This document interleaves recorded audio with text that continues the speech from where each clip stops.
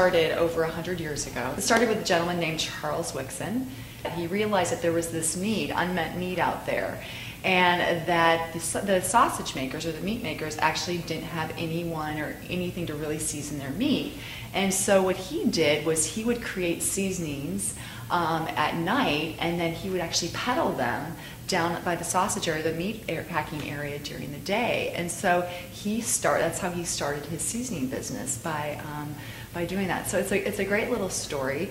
Wixon in probably, I think it was the 1960s, 1970s, actually came up here and moved up to Milwaukee and actually merged with Milwaukee Spice. And so then they became one company where we currently are today.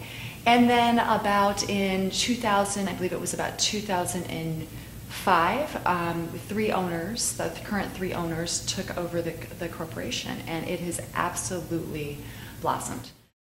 We have different kinds of customers: industrial, protein, meaning industrial snacks, side dishes, different company manufacturers that would make further products. Every day there's something new developing in each lab. I work as the corporate chef here with all of the labs, as well as with sales and with marketing on a day-to-day basis. At Wixon, we develop our development process is these two sides. We have the day by day, the reaction to what the customer needs. We work with customers. We understand what when they tell you they have in mind developing a product, specific product, a new meat process that is going to be with Second phase is we also work proactively. We do have an innovation process in place. And what this innovation process helps us is we look at the market, we look at current trends, we hear what the consumers, direct B2B, customer to customer, they're looking. But we also look at the bigger trend as the whole population. What are when you go to supermarket, what do you see the most? What the customer needs, or what are the potential needs that the customer doesn't know he's going to have? Ethnic food traditions are overall a leading trend. Under that ethnic food traditions, you have Asian, Malaysia, Southeast Asia, Korean. Those are very, very hot right now. South America, all of South America, from Chile, Argentina, up to Brazil.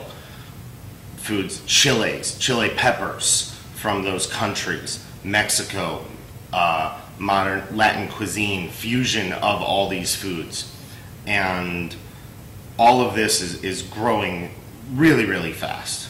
So as far as the specific trends that are driving product development, I would say the #1 trend right now out there, and it's a mega trend and it's been around, but health and wellness by far is the biggest trend out there. In fact, if you look at the store shelves and if you go to a restaurant, you notice that everything is becoming, low calorie. So health and wellness is by far one of the biggest trends. And within health and wellness, you've got low calorie, you've got low sodium, low sugar, which feeds into low calorie. But I would say the two biggest within there would definitely be low sodium and low sugar. Fat is going to be a short-term process. It's going to be a short-term lift, and it's going to touch 1 or 2 industries at most. Where a trend is going to touch different areas, and it will last. It's going to remain for a long time, and will have a long life. We found that there are 2 categories that really drive a lot of innovation, and those categories would be beverage and snack. And so what you're going to see is a flavor profile pop up in either the snack or beverage category.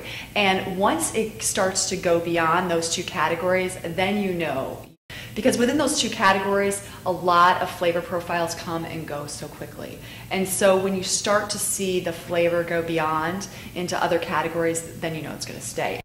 Growing strategic areas within the food and beverage industry and really going after them aggressively and professionally has really driven a lot of growth.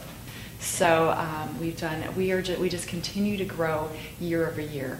And I think that's a credit to the vision of our president and